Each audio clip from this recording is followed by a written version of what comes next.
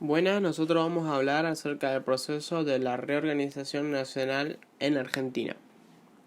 Desde la Cátedra de Historia de las Transformaciones para el Liceo Naval Militar Almirante Storni. Se partirá desde la pregunta ¿qué fue el proceso de reorganización nacional? Y luego se definirán los detalles y las características de este mismo proceso. Este proceso fue una dictadura militar que gobernó la República Argentina entre 1976, cuando se produce el golpe de Estado, y 1983, cuando se produce la entrega del poder a un gobierno constitucional. Esto se caracterizó por adoptar una forma de un Estado autoritario donde se implementó un plan sistemático de terrorismo de Estado y la desaparición de personas que fue iniciado durante el mandato constitucional de María Estela Martínez de Perón. Este proceso fue iniciado con el golpe de Estado el 24 de marzo de 1976, ejecutado por las Fuerzas Armadas, el cual derrocó a todas las autoridades constitucionales nacionales y provinciales, incluyendo a la presidenta actual de ese entonces, María Estela Martínez. Se comunica a la población que a partir de la fecha el país se encuentra bajo el control operacional de la Junta Militar. Se recomienda a todos los habitantes el estricto acatamiento a las disposiciones y directivas que emanen de autoridad militar, de seguridad o policial, así como extremar el cuidado en evitar acciones y actitudes individuales o de grupo que puedan exigir la intervención drástica del personal en operaciones. Firmado Jorge Rafael Videla, Teniente General, Comandante General del Ejército. Emilio Eduardo Macera, Almirante, Comandante General de la Armada. Orlando Ramón Agosti, Brigadier General, Comandante General de la Fuerza Aérea. Imponiendo una junta militar integrada por los tres comandantes de las Fuerzas Armadas: Jorge Rafael Videla representando al Ejército, Emilio Macera representando a la Armada y Orlando Agosti. Esta junta nombró varias normas de jerarquía y nombró a un funcionario militar con la suma de poderes ejecutivos, legislativos y nacionales con las provincias, el cual recibió el título de presidente, además de 5 funcionarios civiles que ocuparon la Corte Suprema. Los objetivos del proceso de reorganización nacional fueron amplios y muy diversos, como combatir a la corrupción, la demagogia y la subversión, ubicar a la Argentina en un mundo occidental y cristiano, y establecer un nuevo modelo económico social, el cual fue impuesto a través de la violación de los derechos humanos, acompañada por el conocido Plan Cóndor, el cual fue dirigida contra el sector de la población calificado como populistas, zurdos, subversivos, entre otros. Este proceso produjo desapariciones, torturas, asesinatos, violaciones, apropiaciones de menores, exilios forzosos. Frente al desaparecido, en tanto esté como tal, es una incógnita el desaparecido. Si el hombre apareciera, bueno, tendrá un tratamiento X. Y si la desaparición se convirtiera en certeza de su fallecimiento, tiene un tratamiento Z. Pero mientras sea desaparecido, no puede tener ningún tratamiento especial. Es una incógnita, es un desaparecido. Además de ser apoyado por los principales medios de comunicación privados, grupos económicos altos por la Iglesia Católica y la mayor parte de los países democráticos del mundo. El proceso de reorganización nacional llega a su final el 10 de diciembre de 1933, luego de que la dictadura sea debilitada tras Argentina ser derrotada en la Guerra de Malvinas.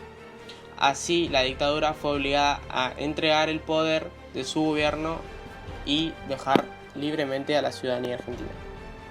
Terrorismo de Estado durante el proceso de reorganización nacional. El proceso de reorganización nacional llevó a cabo un plan de exterminio de ciudadanos opositores a la ideología del gobierno. Las mayorías de las víctimas fueron estudiantes, trabajadores, sindicalistas, docentes y militantes políticos. Todo esto lo realizaban siguiendo firmemente el Plan Cóndor. El número exacto de desaparecidos no ha sido establecido, pero según la CONADEP son 8.961. Dentro de las listas de víctimas también figuran cientos de ciudadanos extranjeros, de nacionalidad alemana, española, italiana, griega, sueca, francesa, entre otras.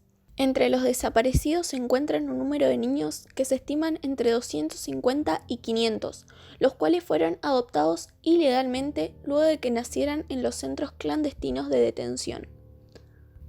Además, dentro del marco ideológico de la dictadura, se impuso un concepto de nacionalidad que excluía cualquier forma de heterogeneidad posible. Esta homogeneidad de la sociedad dejaba al costado las minorías, tomando en cuenta, por ejemplo, sus raíces, como judíos o descendientes de los pueblos originarios, su orientación sexual y su identidad de géneros, homosexuales, lesbianas, transexuales, etc. O así también sus creencias religiosas, como ateos o testigos de Jehová. Todas estas minorías fueron tratadas con ferocidad por los represores, creándose comandos especiales con dedicación exclusiva. El proceso llevó a cabo distintas actuaciones relacionadas con los hijos de los secuestrados, entre los cuales hubo incluso mujeres embarazadas, las cuales dieron a luz, en muchos casos, en cautividad.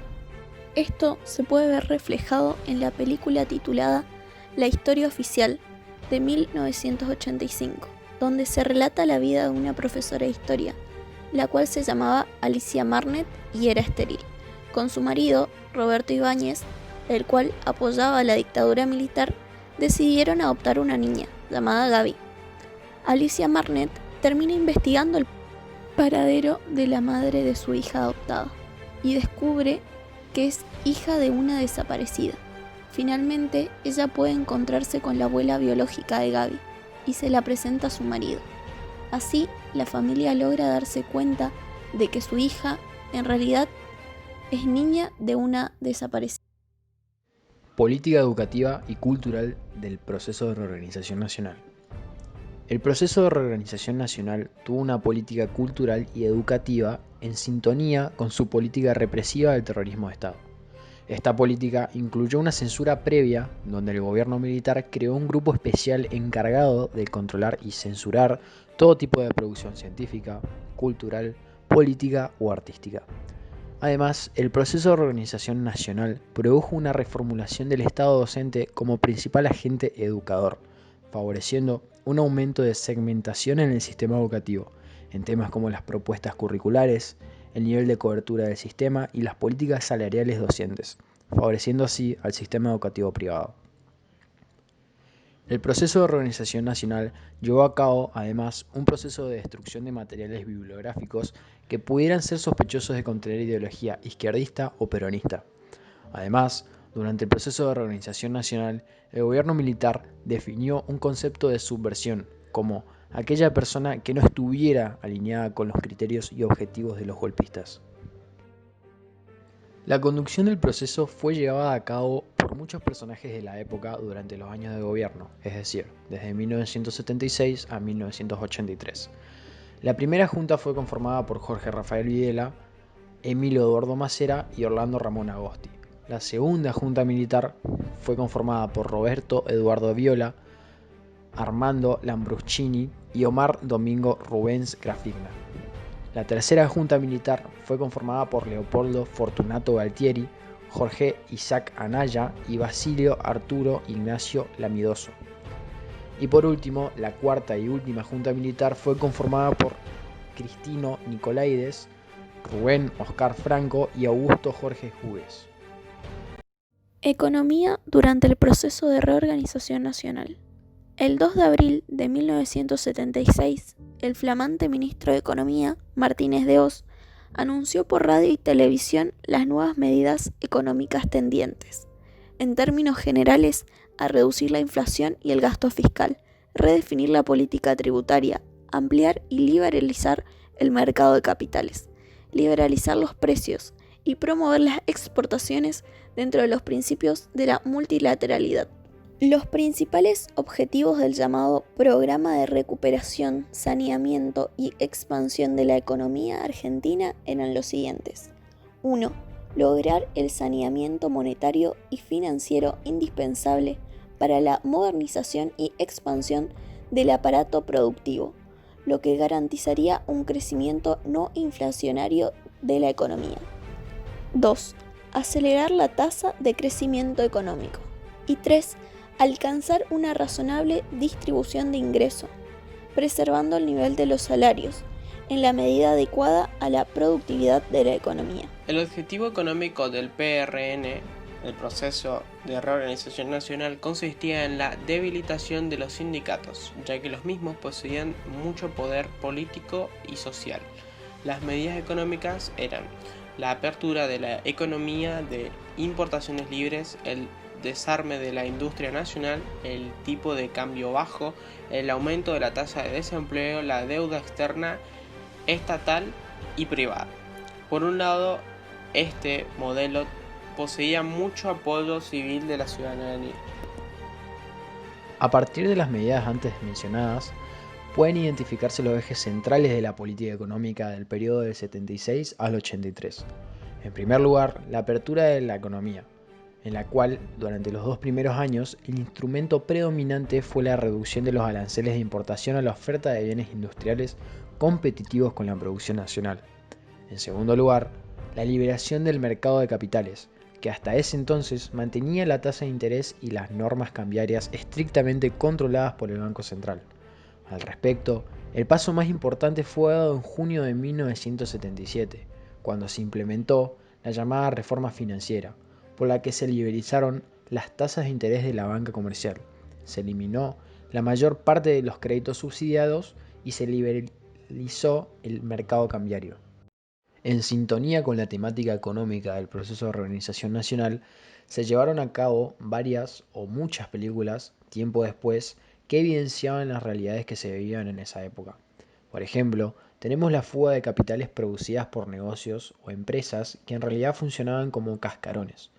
Esto se puede ver en una película muy buena para ver, la cual se llama Plata Dulce, en donde 2 socios trabajan realizando botiquines de madera hasta que un empresario ofrece a uno de los socios ser dueño de bancos, inmobiliarias y hasta un balcón de vino en Mendoza. Pero resulta que todo esto es una estafa para que el empresario pueda fugarse con los miles de dólares a Nueva York junto a la hija de uno de los que era dueño de la fábrica de botiquines. Este banco es una cáscara vacía. ¿Y los contactos que tiene Arteche? Se cortaron. Arteche la peleó hasta las últimas. ¿Pero qué peleó que se estuvo conmigo en Mendoza hasta esta mañana? Desde el viernes que no hay nada que hacer, Bonifati. Pero no puede ser, licenciado. Estamos abriendo una sucursal en Nueva York.